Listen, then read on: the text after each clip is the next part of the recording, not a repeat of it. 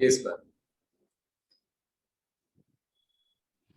Other question is, our life situation as well as future life events are as such an effect of my past causes, which I do not remember. Our life situation as well as my future life events are as such an effect of my past causes, which I do not remember.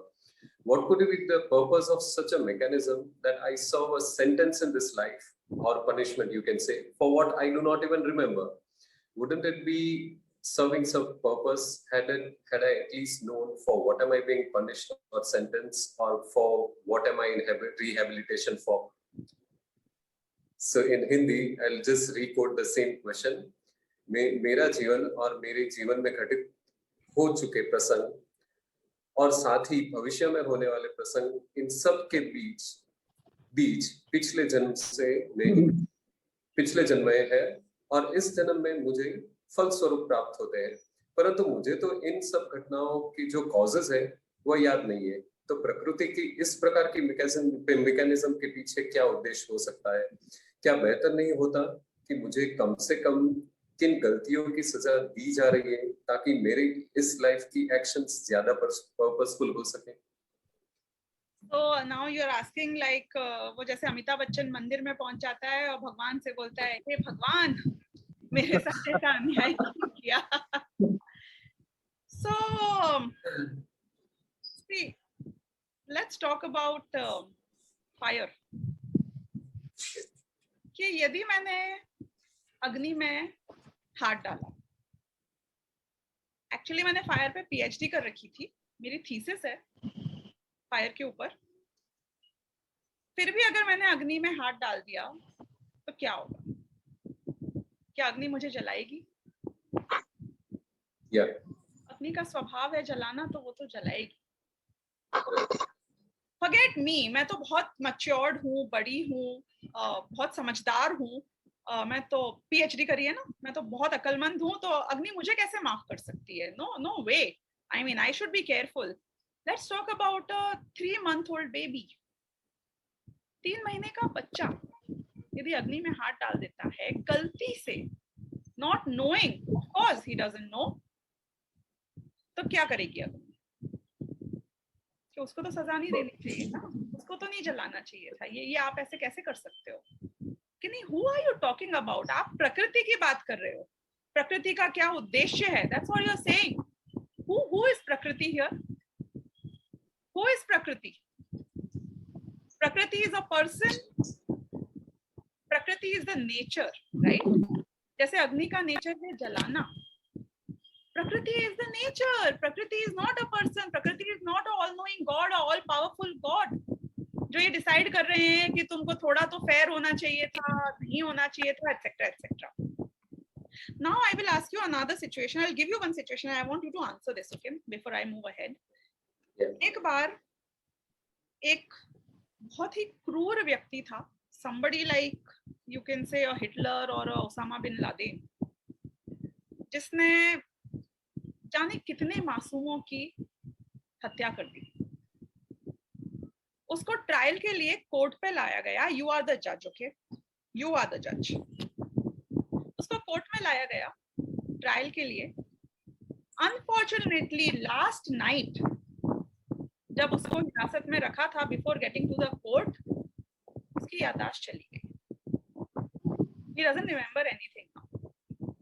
जब उसे court में लाया गया और उससे बोला कि क्या तुमने इन सब लोगों की हत्या करी है, तो उसने बोला I don't know, I don't remember anything. क्या पर्पस था तुम्हारा? कि नहीं सीरियसली, मतलब डॉक्टर से चेकिंग भी करवा ली कि ये वास्तव में भूल गया है कि ये ऐसे एक्ट कर रहा है कि भूल गया है? कि नहीं नहीं, इसकी याददाश्त जा चुकी है। आप जज हो, अब आप क्या करोगे?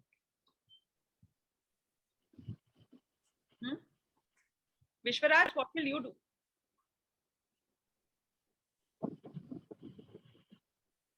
अब उसे सजा देंगे या उसको बाइज्जत माफ कर देंगे और घर भेज देंगे? No worries, you forgot, right?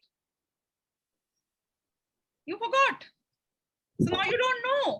अब तुमको पता नहीं है तो अब तुम हत्यारे नहीं हो, इजंट इट? तो उसको बाइज्जत बरी करके नॉर्मल सिटीजन की तरह जीने देना चाहिए। So you are right, ma'am. ऐसी सिचुएशन एक मूवी थी प्राइमल फियर, उसमें दिखाया था split personality. A person says I don't remember which personality of mine killed, I mean murdered. तो क्या So yeah, करें similar sort of. Personality They वाले did. को हम सजा दें कि नहीं दें? No, देंगे देंगे अच्छा, अब 100%. एक और बात करते हैं.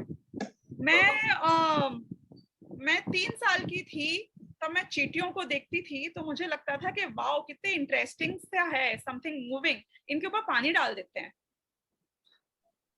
इनको बहते हुए देखेंगे, बहुत मजा आएगा. पाप लगा या नहीं लगा? बिल्कुल. 3 साल की थी, पानी डाल रहे हो चींटी के ऊपर. पर मुझे तो याद भी नहीं है आज की डेट में कि मैंने सच्ची में चींटियों पे पानी डाला था कि नहीं डाला था. I don't remember anything. I have a thought process behind doing it. Right. Point number 1 is कि प्रकृति की जो व्यवस्था है, you call it nature. Nature का अर्थ ये होता है उद्गल का बना है, मैकेनिकल है, वो अपने स्वभाव का पालन करता है, irrespective of how you think, what you do, you remember, you don't remember. How can this be an excuse कि I don't remember? तो इसका मतलब है कि इस भव में यदि पूरा नहीं कर पाया कोई काम, जैसे कि समझो एक आदमी ने 100 लोगों की हत्या करी और इस भव में तो उसे एक ही फांसी मिली है सिर्फ, या एक बार ही हार्ट फेल हुआ है, तो अब क्या किया जाएगा उसको अगले भव में? तो मतलब he should be clean, right? उसको तो कुछ करने की जरूरत ही नहीं होनी चाहिए, अब कोई सजा नहीं मिलनी चाहिए. How is it acceptable? चाहे इसी भव में हमारी याददाश्त चली जाए, चाहे अगले भव में याददाश्त चली जाए, पॉइंट वो नहीं है. पॉइंट याददाश्त का तो है ही नहीं ना. पॉइंट ये है कि तुमने वो किया कि नहीं किया. अगर तुमने किया तो जिन कर्मों की अभी हम चर्चा करके आ रहे हैं, जो मैकेनिकल है, मशीन है, और वो मशीन एक ही तरीके से काम कर सकता है कि तुमने जो एक्शन किया है उसको उसने अपने आप रिकॉर्ड कर लिया है और आपके गिवन टाइम पे वो आउटपुट आपको दे देगा. As simple as that. अब एक और पॉइंट बोलती हूँ मैं आपसे कि हम जब नॉर्मल अपनी लाइफ जीते हैं, do you initiate all the work in a single day and finish it of the same very day? Is it possible for you to do that? तो कैरी फॉरवर्ड होता है ना. मैं जो पैसा आज कमा रही हूँ, मैं अपने रिटायरमेंट में उस पैसे को खाऊंगी. ऐसा होता है ना कि नहीं होता है? हर चीज में होता है. तो यहाँ क्यों नहीं होगा कि मैं जो पाप या पुण्य इस भव में कर रही हूँ, मैं अभी उसको नहीं भोग पा रही हूँ, तो मैं अगले भव में भोग लूंगी. And then how are you going to explain the mechanism of so many kids who are born, और लेकिन 3 महीने के 6 महीने के किड्स की हत्या हो जाती है? कब कमाया उनने? अभी तो नहीं कमा सकते है ना, पूर्व भव में कमाया था, अब जाके उसने पे बैक किया है, पे बैक टाइम है. अब आप ये भी देखिए कि जो एग्जाम्पल हमने अभी थोड़ी देर पहले देखा था कि एक आदमी ने अपने पूरे जीवन नॉनवेज खाया. There are people who call themselves, you know, stark carnivores.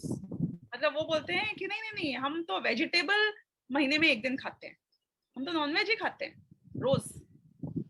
Now तुमने रोज अपने 2 मिनट के टेस्ट के लिए जाने कितने जीवों को तड़पाया, तरसाया, उनकी हत्या करी.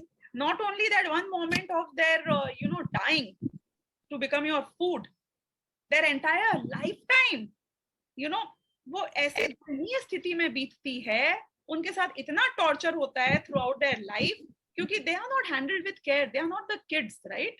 उन लोगों के जो उनको पाल रहे हैं, उनको पांव से, उनके पंखों से, कहीं से उठा के कहीं फेंक देना, कुछ कर लेना. कभी किसी को पाल कर देखना, एक पंछी को भी पालोगे तो आपको पता चलेगा कि थोड़ी सी लापरवाही से भी कितना उनके प्रति हिंसा हो जाती है. थोड़ी सी लापरवाही, वो भूखा मर जाता है. आप दाना डालना भूल गए पिंजड़े में पंछी को, वो भूखा रह जाएगा. आपने उसको बाहर खुले में सर्दियों में छोड़ दिया, वो सर्दी से मर जाएगा. आपको क्या लगता है कि जिनको खाना बनाने के लिए पाला जाता है उनकी सेवा की जाती है, उनका ध्यान रखा जाता है? So I am just trying to say कि जो इतनी क्रूएलिटी कर रहा है, पूरे जीवन कर रहा है, जिसने इतना जाने क्या क्या नहीं खाया है, और कितने लोगों के दुख की कीमत पे अपना ये राज्य बनाया है. लोग तो बिजनेस भी करते हैं ना, खाना तो दूर, हम तो सारी दुनिया को और खिलाएंगे. तो जिसने अपने पूरे जीवन ये काम किया, उसका ये जीवन तो कम पड़ेगा ना उसका फल चुकाने के लिए. तो फिर ऐसे लोगों को के लिए व्यवस्था करी गई है नरक जैसे की, जहाँ रोज मरना पड़ेगा, हर पल मरना पड़ेगा, क्योंकि then that's the payback time. Now the entire subject after we have understood, let's talk about कि मतलब मेरे हाथ में कुछ नहीं है, मैं तो भूल जाऊंगा, आप ये बोल रहे हो हर भव में, अगर मैं भूल जाऊंगा हर बात को, स्क्वायर वन हूं, तो फिर बस मतलब थपेड़े खाऊंगा, then I'll be subjected to all the atrocities. कि नहीं, ऐसा नहीं, listen, ऐसा नहीं है. जो संस्कार होते हैं, जो हमारा ज्ञान होता है, वो भी कैरी फॉरवर्ड होता है, क्योंकि ज्ञान तो आत्मा का है ना, शरीर का नहीं है. ये जो ज्ञान है ये तो आत्मा का है. ये राज ने मुझे कितने सारे वो बीच में कुछ वीडियोस भेजे और कुछ कुछ फॉरवर्ड्स भेजे, उसमें था कि जो ये पास्ट लाइफ रिग्रेशन और आफ्टर लाइफ रिग्रेशन होता है ना, वो तो किसी किसी को वो याद रह जाता है, पूर्व भव में मैंने मेरे साथ, मैं पायलट था और मेरा प्लेन वो वॉर उसमें समुद्र में डूब गया था. तो ये साइंटिस्ट लोगों ने बहुत सारे दिमाग के स्कैन किए और कौन कौन से टेस्ट करके देखे कि यार वो याद कैसे है इसको, वो ब्रेन में थी ना याददाश्त, तो और ब्रेन तो गया उधर समुद्र के अंदर, सड़ गया, मर गया, उसको तो खा गई होंगी मछलियां वहां पे. तो ये जो आदमी 40 साल बाद 30 साल बाद कहता है मुझे सब याद है, वो ऐसी डिटेल्स बताता है जो किसी को नहीं पता थी, तो वो उसके दिमाग में वो परमाणु कहाँ कंटिन्यू हुए, कि परमाणु तो कोई कंटिन्यू नहीं हुए, ये तो इस बच्चा अभी जो माँ के पेट में आया उसके परमाणु तो अलग ही है, तो समुद्र में चला गया था. तो ये कहाँ से आया ज्ञान, ये मेमोरी कहाँ से आई, ब्रेन से आई, नर्वस सिस्टम से आई, हार्ट से आई, कहाँ से आई, कि आत्मा का है वो मेमोरी, तो आत्मा का है. So the good thing is कि हाँ, मुझे ये तो नहीं पता कि मैं अगले भव में कहाँ जाऊंगा, मुझे ये नहीं पता कि अगले भव में मुझे इस भव का कितना याद रहता है या नहीं रहता है, लेकिन मुझे ये बात जरूर पता है कि जो बात मेरे सबकॉन्शियस तक चली गई है, जो मेरे ज्ञान में बहुत गहरी बैठ चुकी है, जिसको मैंने आत्मसात किया है, जिसको मैंने एब्जॉर्ब किया है, ये सब कंटिन्यू होएगा नेक्स्ट भव में. Wherever I am, राग द्वेष के संस्कार भी लोग कैरी फॉरवर्ड करते हैं, और वीतरागता के संस्कार भी, सम्यक दर्शन के संस्कार भी, ये सब भी हम कैरी फॉरवर्ड करते हैं. तो इसलिए वहां हमें घबराने की कोई जरूरत ही नहीं है.